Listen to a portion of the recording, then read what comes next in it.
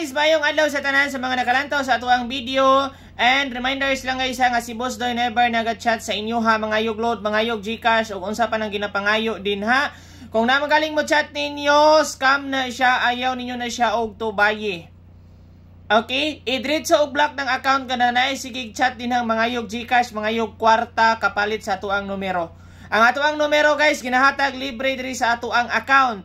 Manang ayaw mong tuoan na nila kung mo chat sila sa inyuha nga mangayo mo sila og kanabitong unsa na kanang Gcash. Ayaw gid mong tuoan na. Pasensya na halang kay ako gibutang sa akong ilong. And then guys, natay bag-o karon. Ayaw kalimot ha, i-follow gid ang ato ang page guys. Kini gyud atong page i-follow. I-likes din na guys kay diha may kakuha og mga pa-Gcash. And then i-share. Dayon pag-comment din ha sa ubos. Kay diha ko mopili sa atong mga active reactor. Tie-in ninyo si 011101110. Og mo sold out manggaling na siya sa outlet. Naa din ha sa ubos ang link ha. Piso 990.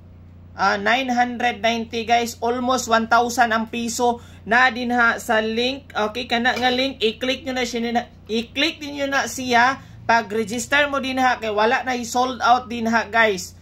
Piso almost 1,000 inyong daog. Kung tayo mo piso inyong daogon, almost 1,000. And then ang atuang bag-o karon guys kay kuan dili ninyo kalimtan si 123312. 123312.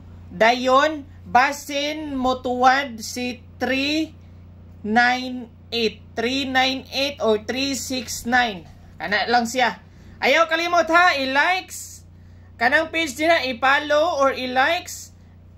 Dayon pindutan ng like sa ubos, pinduta ang share, dayon pag-comment para na kay pa Gcash guys. Kay nakapaldo ta karon. I-share guys. Good luck. Bye-bye.